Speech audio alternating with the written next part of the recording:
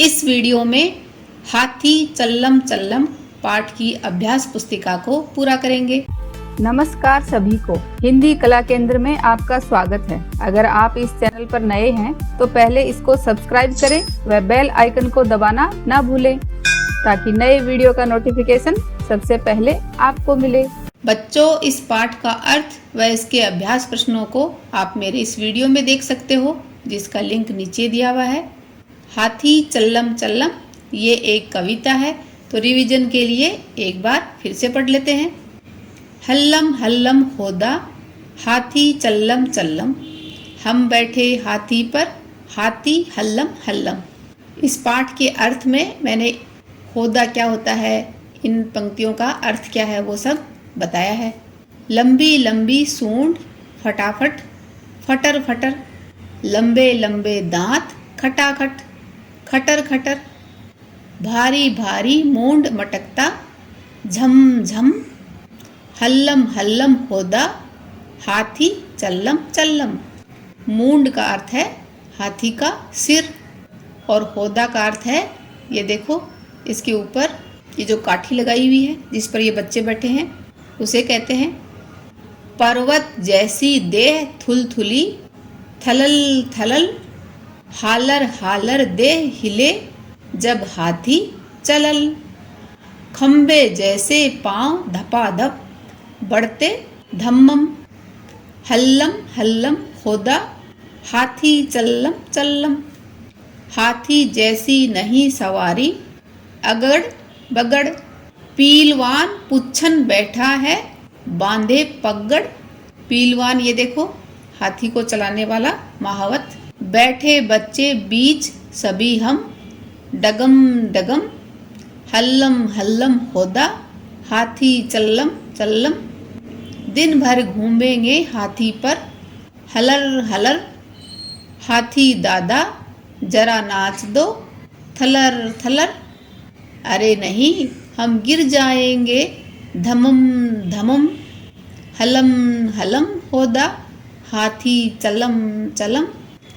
अब इस कविता की अभ्यास पुस्तिका को पूरा करते हैं। शब्दों के अर्थ जानो और याद करो। होदा का अर्थ है गद्दी या लकड़ी की काठी, जिसे हाथी के ऊपर बैठने के लिए रखा जाता है। मूंड का अर्थ है सिर। देह का अर्थ है शरीर। पीलवान का अर्थ है महावत और पगड़ का अर्थ है पगड़ी। कविता की पंक्तियाँ पूरी करो। तो बच्चों, कविता को याद करो और अपनी अभ्यास पुस्तिका में इसको पूरा करो। हल्लम हल्लम होदा हाथी चल्लम चल्लम, हम बैठे हाथी पर हाथी हल्लम हल्लम। लंबी लंबी सूंड फटाफट फटर फटर, लंबे लंबे दांत खटाखट खटर खटर, भारी भारी मूंड मटकता झमम झमम, हल्लम हल्लम होदा हाथी चल्लम चल्लम।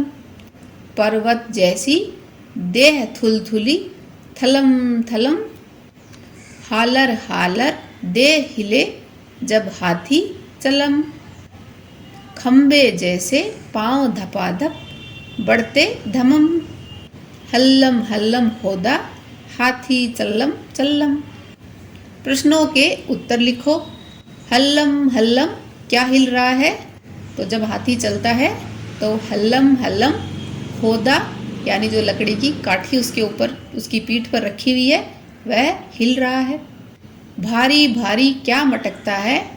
भारी भारी मूंड मटकता है यानी हाथी का सिर मटकता है। हाथी की देह किसके जैसी है? हाथी की देह पर्वत जैसी है। हाथी के पांव किसके जैसे हैं? हाथी के पांव खम्बे जैसे हैं। पीलवान ने क्या बांधा हुआ है? पीलवान ने पगड़ बांधा हुआ है। बच्चे हाथी से क्या करने को कह रहे हैं? तो बच्चे हाथी से नाचने को कह रहे हैं। क्या तुम ये कहानी जानते हो? चित्रों को देखकर कहानी के बारे में आपस में बातचीत करो। ये देखो चित्र से पता चल रहा है ना कि ये दर्जी की दुकान है जिसमें ये दर्जी हाथी को कुछ खिला रहा है। ये देखो, कभी सेब खिला रहा है तो कभी केले खिला रहा है। और यहाँ पर दर्जी हाथी की सूंड में सुई चुभो रहा है और यहाँ पर हाथी दर्जी को पानी से नहला रहा है। तो ये चलिए बच्चों, आपको ये पूरी कहानी ही सुना देते हैं, जिसका शीर्षक है हाथी और दर्जी की कहानी। बहुत समय पहले की बात है। एक दर्जी था जो बहुत ही दयालु और जानवरों से बहुत अधिक प्यार करने वाला व्यक्ति था। जानवरों से बहुत अधिक प्यार करने वाले स्वभाव के कारण उसके वहाँ एक हाथी रोज आया करता था। वह उस हाथी को रोज खाने के लिए कुछ न कुछ जरूर देता था, जबकि हाथी उसे इसके बदले कभी कभी अपनी पीठ पर बैठाकर सैर कराने ले जाता था। कुछ समय बाद दर्जी को एक दिन किसी दूसरे शहर जाना पड़ा। उसने अगले दिन अपनी दुकान पर अपने पुत्र को बैठने के लिए कहा। दर्जी के पुत्र ने इसके लिए हाँ कर दी और अगले दिन वह दुकान संभालने के लिए गया। अगले दिन प्रतिदिन की तरह इस बार भी हाथी दर्जी की दुकान पर आया। दर्जी का पुत्र बहुत ही शरारती प्रवृत्ति का था, इसलिए उसने हाथी की सूंड में सुई चुभो दी। सुई चुभने के कारण हाथी को बहुत दर्द हुआ और वह वहां से भागकर तालाब की ओर चला गया। तालाब में कुछ समय बिताने के बाद उसने दर्जी के पुत्र को सबक सिखाने के लिए तालाब का गंदा पानी अपनी सूंड में भर लिया और दर्जी की दुकान की ओर चल पड़ा।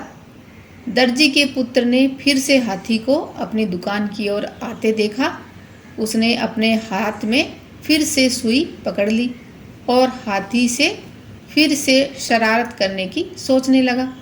जैसे ही हाथी दर्जी के पुत्र के निकट पहुंचा, उसने तालाब का गंदा पानी दर्जी के पुत्र पर फेंक दिया, जिससे दर्जी के पुत्र के कपड़े तो गंदे हुए ही और साथ में दुकान पर सिले हुए अन्य कपड़े भी गंदे हो गए। दर्जी के पुत्र को सबक मिल चुका था और उसने अपने पिता के आने के बाद उनको सारी बात सच सच बता दी और फिर कभी ऐसा ना करने की कसम भी खाई। तो देखा बच्चों, हाथी ने भी जैसे को तैसा कर दिखाया। इस कविता को एक बार फिर से पढ़ें। पाठ को अच्छी तरह से समझने के लिए इसके अर्थ व अभ्यास प्रश्नों वाले मेरे वीडियो को जरूर देखें। बच्चों, हाथी की सवारी करते समय हमें क्या क्या सावधानी बरतनी चाहिए, इस बारे में अपने माता पिता से पता करें। साथ ही अगर आपने हाथी की सवारी करी है तो अपने अनुभव मुझे कमेंट बॉक्स में लिखकर बता सकते हो कि आपको कैसा लगा। सुझाव व सुधारों के लिए कमेंट बॉक्स में लिखें। अगर हमारे वीडियो बन ही रहे हैं आपके फेवरेट, तो फिर क्यों ना करें इनको लाइक, सब्सक्राइब और रिकमेंड। हमें और बेहतर बनाने के लिए आप कर सकते हैं कमेंट। धन्यवाद।